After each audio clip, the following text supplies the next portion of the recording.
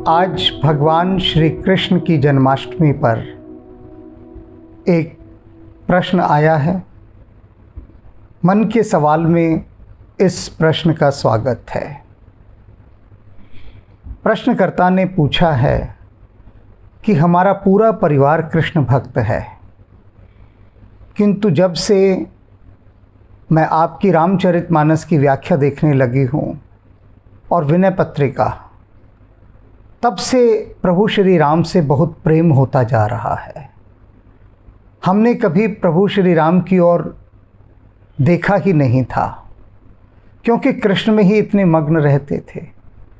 लेकिन अब YouTube पर ये जो व्याख्या आपकी आ रही है, इनको देखकर तो राम की ओर मन खिंचता जा रहा है। तो पहले तो आप यह बताइए कि कहीं हमसे कोई पाप तो नहीं हो रहा, क्योंकि हम कृष्ण के प्रति हमारी अनन्य भक्ति, लेकिन मन अब राम की तरफ खिंचता जा रहा है। और कृष्ण की ओर देखते हैं तो लगता है कि कहीं हम कुछ गलत तो नहीं कर रहे। चाहिए तो हमें कृष्ण, लेकिन खींच राम रहे हैं। यह हमारे साथ हो क्या रहा है? यह कैसी हमारे साथ एक ऊहापोह की स्थिति बन गई है? हमें तो लग रहा है कि हमने बहुत बड़ी गलती की कि आपकी रामचरितमानस की व्याख्या देखनी आरंभ कर दी, क्योंकि अब तो राम ही खींचते जा रहे हैं। बात सही है। आज इस प्रकार के मिलते जुलते अनेक प्रश्न आए। एक उड़ीसा से आया है, उनकी स्थिति तो और भी ज़्यादा विचलित हो गई है। तो इस बात को पहले समझिए। क्या समझिए? कि जो राम है ना, वे ही कृष्ण है। रामकृष्ण परमहंस ने विवेकानंद को बताया कि सुन, वे जो राम हैं वे ही कृष्ण हुए हैं, और वे जो राम और कृष्ण हैं ना, वे दोनों यहाँ हैं, वे दोनों यहाँ रहते हैं। ये संकेत था। उनके कहने का अभिप्राय था, जो राम है और जो कृष्ण है, मैं ही वह हूँ, मैं कोई अन्य नहीं हूँ। बहुत सूक्ष्म संकेत में उन्होंने ये बात कही। तो सबसे पहले तो यह जान लीजिए कि राम और कृष्ण दो नहीं हैं, एक ही हैं, एक ही। अब ऐसे समझिए, आप उदाहरण के माध्यम से मैं समझाता हूँ कि आपका एक प्रिय अभिनेता है या अभिनेत्री है, वो भेष बदलकर एक दूसरे रूप में भी आता है, तो आप उससे कोई परहेज थोड़ी ना करते हैं। आप यह थोड़ी ना कहते कि अरे पहले तो तुम उस रूप में थे, अब इस रूप में आ गए, ये रूप हम तुम्हारा स्वीकार नहीं करेंगे। देखा होगा ना आपने, पहले में वो क्लीन शेव है, दूसरे में भेष बदलता है, दाढ़ी मूछें लगा लेता है या कोई और रूप धारण कर लेता है, अनेक रूप बदल लेता है। इसको इस रूप में समझिए, जिनके पास देखने की गहरी दृष्टि है वे ऐसा प्रश्न ही नहीं उठाते, और वह दृष्टि पैदा करनी है। पैदा नहीं हो रही तो जिनके पास यह दृष्टि है उनसे समझ लेनी है। क्या समझ लेनी है? कि राम और कृष्ण दो नहीं हैं, एक ही हैं। अब कृष्ण की बात पर हम आते हैं। ओशो कृष्ण के संबंध में कहते हैं कि पूरी धरती पर एक ही व्यक्ति ऐसा है, कृष्ण अकेले ऐसे हैं कि जो धर्म की परम गहराइयों और ऊंचाइयों पर होते हुए भी नाचते हुए हैं। गंभीर नहीं है, रोते हुए नहीं है, उदास नहीं है। अक्सर आपने देखा होगा कि जो लोग धर्म की ऊंचाइयों पर माने जाते हैं, वे लोग बड़े उदास, रूखे सूखे, हंसना ही भूल जाते हैं। धीर गंभीर, हर समय उदास सा चेहरा लिए बैठे रहते हैं। किंतु कृष्ण तो हर समय नृत्यमयी हैं, हर समय नृत्य में है, हर समय।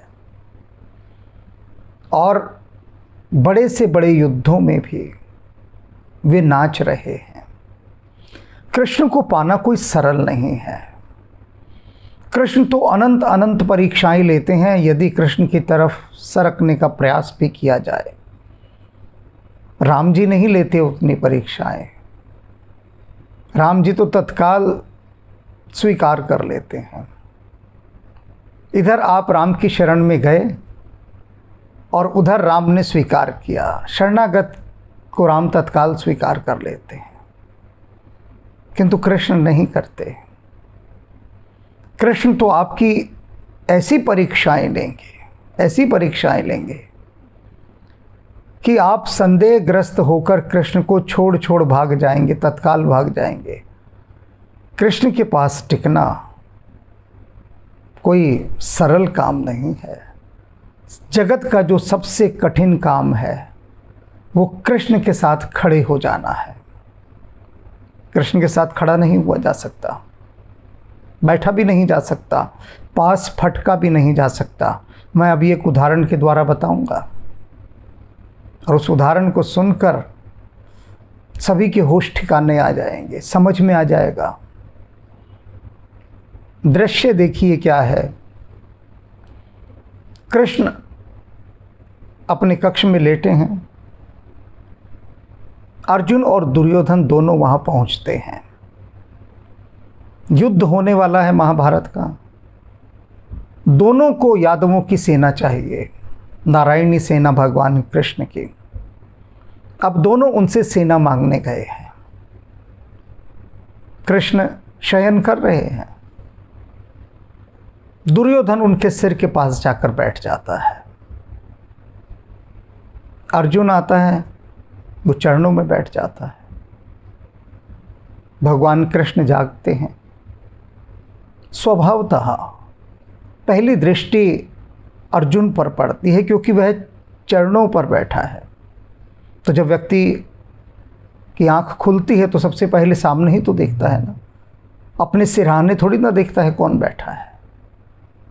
कृष्ण की दृष्टि पड़ती है अर्जुन पर और वे उसका स्वागत करते हैं कि आओ पार्थ। उधर दुर्योधन पीछे बैठा है।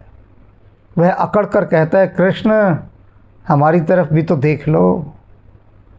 उसके पास अकड़ है, दुर्योधन के पास, इस बात की कि मैं कृष्ण का समधी हूँ, क्योंकि कृष्ण के पुत्र और दुर्योधन की पुत्री का विवाह हुआ था। अब वो ज़्यादा अधिकार से भरा है दुर्योधन। कृष्ण दोनों का स्वागत करते हैं और पूछते हैं, कहो कैसे आना हुआ।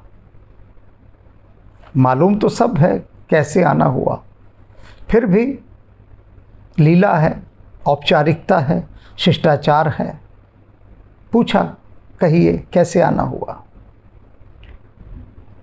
अर्जुन और दुर्योधन दोनों अपने अपने आने का मंतव्य स्पष्ट करते हैं कि हम तो आपसे नारायणी सेना मांगने आए हैं। कृष्ण कहते हैं कि देखो भाई, मेरी पहली दृष्टि पड़ी है अर्जुन पर, तो मांगने का हक उसका है पहला। दुर्योधन बिदक जाता है ये बात सुनकर। स्वाभाविक है उसका बिदकना, क्योंकि वह ये मानता है कि कृष्ण का सबसे अधिक प्रेम अर्जुन पर है, पांडवों के साथ है। तो वह तड़प जाता है और कृष्ण से कहता है कि ये तो पक्षपात कर रहे हो, पहले मैं आया हूं। कृष्ण कहते हैं, आए होगे तुम पहले, किंतु मेरी दृष्टि तो अर्जुन पर पड़ी। अब यहां एक चीज देखिए कि जो प्रेमी होता है वह अपना स्थान चरणों में खोजता है। जो अहंकारी होता है वह सिर पर सवार होना चाहता है। दुर्योधन अहंकारी है, कृष्ण के सर पर सवार होना चाहता है, इसलिए सिरहाने जाकर बैठ गया। अकड़ कि मैं और कृष्ण के चरणों में बैठूं, मैं तो उनका समधी हूं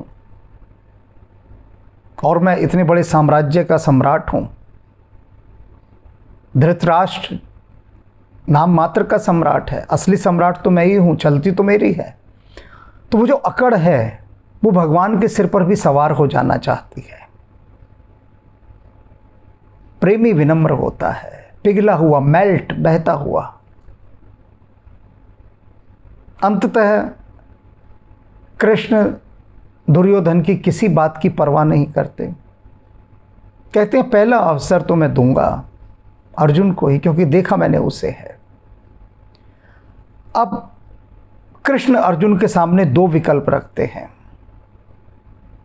एक तरफ मेरी पूरी नारायणी सेना और दूसरी तरफ मैं निहत्ता। कोई मेरे पास हथियार नहीं होगा, अस्त्र शस्त्र नहीं होगा। दोनों में से चुन लो, क्या चुनना है। भक्त के सामने सारी गठरी खोल दी, सब सामान फैला दिया, बोल क्या चाहिए।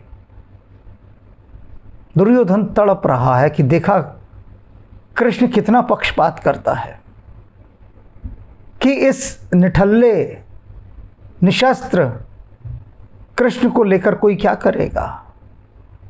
पहला ही विकल्प उसने अर्जुन को ऐसा दे दिया कि ले जा बेटा, सब कुछ तुझे दे रहा हूं मैं, सब कुछ, मत चूके चौहान। ऐसा मौका फिर नहीं मिलेगा। दो विकल्प रख दिए, दो ढेरियां बना दी। एक ढेरी में मेरी पूरी नारायणी सेना है जो तुम लेने आए हो, पूरी नारायणी सेना, और दूसरी ढेरी पर मैं अकेला बैठा हूं जिसके पास कोई अस्त्र शस्त्र नहीं। दुर्योधन समझ रहा है कि कृष्ण ने चालाकी कर दी, खेल खेल गया अपना। ये छलिया है, यूं ही इसे कोई छलिया नहीं कहता, देखो छल रहा है मुझे। अब मूर्ख से मूर्ख भी नारायणी सेना ही चुनेगा। वह क्यों निहत्थे कृष्ण को लेगा। तो निहत्था कृष्ण ये मेरे पल्ले पड़ेगा और मैं इसका क्या करूंगा। ये सब दुर्योधन के मन में चल रहा है। कहता इसमें कोई न्यायपूर्ण विभाजन नहीं किया कृष्ण ने। जैसा कि ये माना जाता है कि कृष्ण सदा छल करता है और अन्याय करता है, साफ दिखाई दे रहा है। अब कृष्ण यहां पर परीक्षा ले रहे हैं अर्जुन की, कि तू कहता है मुझे कृष्ण चाहिए। कृष्ण कृष्ण कृष्ण, आज बोल तुझे क्या चाहिए। अर्जुन को भेजा है युधिष्ठिर ने अपना प्रतिनिधि बनाकर, सभी पांडवों का प्रतिनिधि बनाकर, और ये पढ़ा कर भेजा है कि सुन, कृष्ण के पास से खाली हाथ नहीं आना है, नारायणी सेना लेकर आनी है, क्योंकि उसके बिना हमारी पराजय सुनिश्चित है। और कृष्ण के पास अर्जुन को ही क्यों भेजा युधिष्ठिर ने। सभी पांडवों ने तय किया था कि जो सबसे ज़्यादा संगति है, हार्मनी है, तालमेल है, अर्जुन का कृष्ण के साथ है और किसी का नहीं है। ये दोनों सखा हैं, मित्रवत रहते हैं। तो कृष्ण जितनी अधिक बात खुलकर अर्जुन के साथ करते हैं, या पांडवों में से अर्जुन जितना खुलकर कृष्ण के साथ बात कर सकता है, कोई नहीं कर सकता। तो इसलिए अपना प्रतिनिधि बनाकर अर्जुन को भेजा गया कि जा बेटा, खाली हाथ मत आना, नारायणी सेना लेकर आना।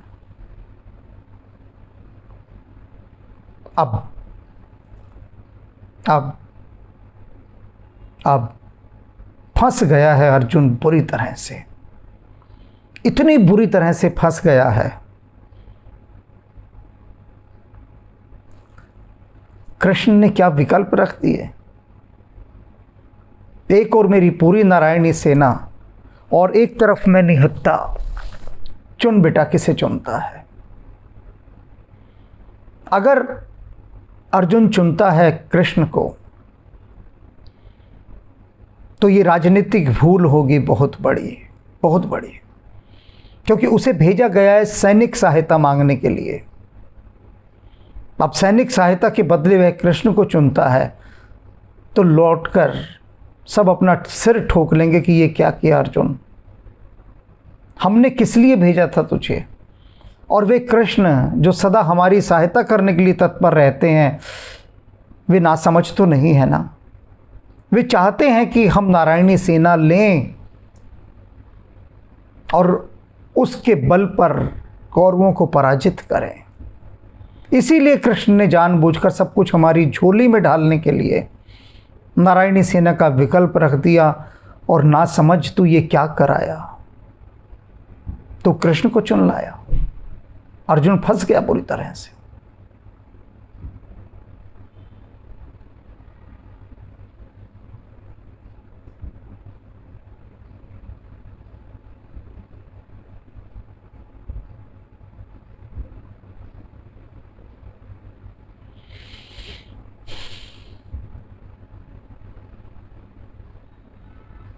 बुरी तरह से फंस गया है, बहुत बुरी तरह से। स्वयं को कृष्ण के स्थान पर रख के देखें। पहले ही झपट्टे में नारायणी सेना पर हाथ मार लेंगे, पहली ही बार में। फंसने वसने सोचने जैसा कुछ है ही नहीं, पहली ही बार में। इसे दूसरे उदाहरण के द्वारा समझाता हूं। संसार का सबसे धनी आदमी जो भी हो, XYZ कोई भी, वह आपके सामने कहे कि सुनो, मेरी सारी दौलत और मैं अकेला जिसके पास एक फूटी कौड़ी नहीं, चुनो दोनों में से क्या चुनते हो। निश्चित रूप से खाली जेब वाले उस अरबपति को चुन के कोई क्या करेगा, वो तो भिखारी हो गया। हम तो सबसे पहले कहेंगे भैया तेरी सारी जितनी धन दौलत है हम वो चुन ले, तुम जाओ मंदिर के आगे खड़े होकर भीख मांगो। अब तो तुम भिखारी हो गए, विकल्प ये रख दिया। कौन चुनेगा उसे, उस अरबपति को जो ये विकल्प रख दे? धन को ही चुनेंगे सब। ये सनातन सत्य है। अर्जुन एक क्षण नहीं लगाता और कहता है कि मुझे कृष्ण चाहिए। दुर्योधन की उस समय स्थिति देखने वाली है। दुर्योधन अपने मन ही मन में कहता है कि मैंने तो सुना था केवल कि ये पांडव मूर्ख हैं, आज देख भी लिया कि ये मूर्ख नहीं है, महामूर्ख हैं, महामूर्ख हैं। सामने नारायणी सेना खड़ी है और ये कह रहा है मुझे कृष्ण चाहिए। कृष्ण अर्जुन को सावधान करते हैं, सचेत करते हैं, कहते हैं कि अर्जुन फिर से सोच ले एक बार फिर से, तो ये क्या मांग रहा है? मुझे मांग रहा है? अरे नारायणी सेना जिसे तुम लेने आए हो। अर्जुन को जब कृष्ण ये बात दोबारा से कह रहे हैं तब दुर्योधन बीच में टपक पड़ता है, कूद पड़ता है और कहता है कि कृष्ण अब ये चालबाजी नहीं चलेगी। अर्जुन ने चुन लिया ना तुझे, तो अब क्यों पीछे पड़ा है उसके कि वो अपना निर्णय बदले? ये चालबाजी नहीं चलेगी। कृष्ण उसे कहते हैं तू चुप रह, मेरी और अर्जुन की बात हो रही है, बीच में मत बोल। अर्जुन की आंखों में आंखें डालकर फिर कृष्ण कहते हैं कि अर्जुन फिर से सोच ले अभी। अब अर्जुन के सामने युधिष्ठिर, द्रौपदी, भीम, नकुल, सहदेव सब खड़े हैं और सब चीख चीख कर कह रहे हैं उसके ख्यालों में कि अरे ना समझ, कृष्ण हमारी सहायता कर रहे हैं और तूने ये क्या किया। और देख फिर दोबारा से वे कह रहे हैं अब भी संभल जा और नारायणी सेना ले ले। अर्जुन कहता नहीं,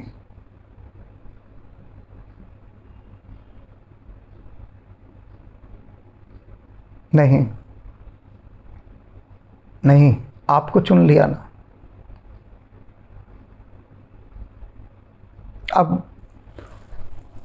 अब नारायणी सेना नहीं चाहिए, मुझे कृष्ण चाहिए।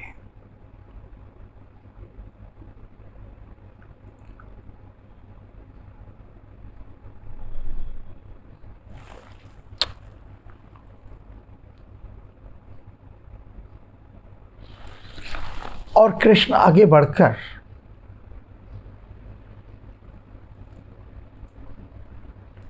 अर्जुन को हृदय से लगा लेते हैं।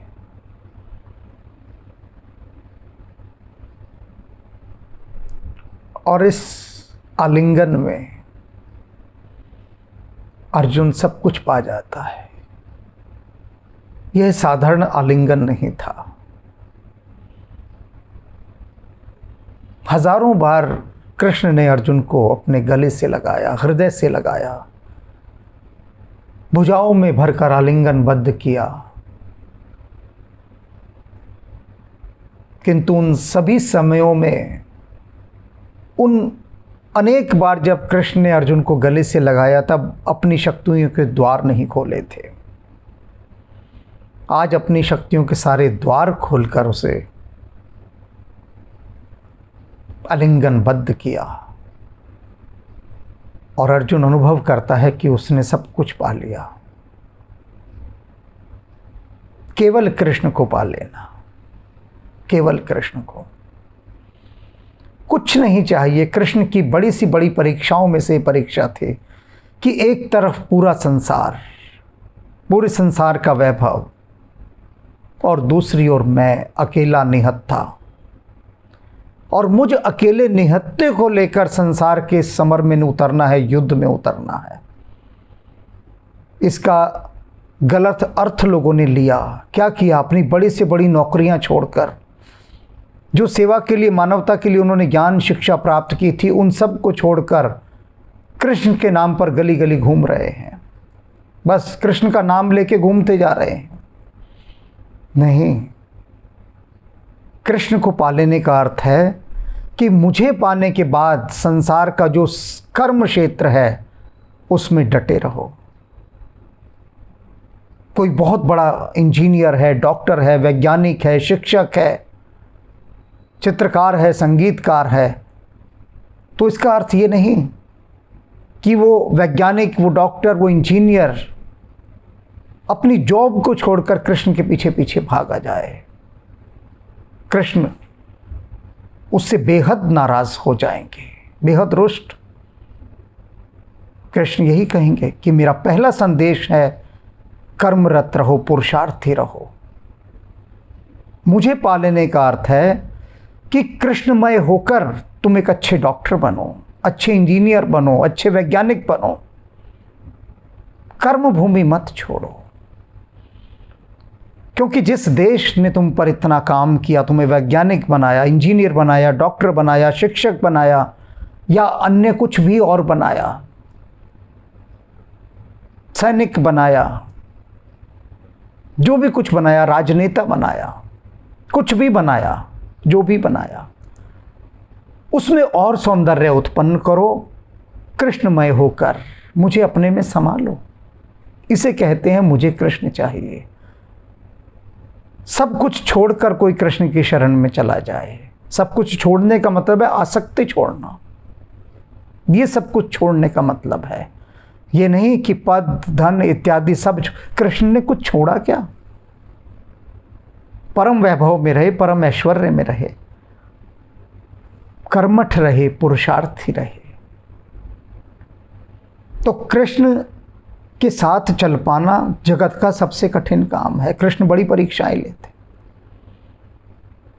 मैं अक्सर सुनता हूं, लोग कहते हैं कि ये बहुत बड़े डॉक्टर थे, न्यायाधीश थे, बहुत बड़े पद पर थे, उच्च पद पर, सब छोड़ के हाथ में एक झोला लेकर, माला लेकर, कृष्ण की माला जपते जपते अब गलियों गलियों घूम रहे हैं। कृष्ण का तो ये संदेश है ही नहीं।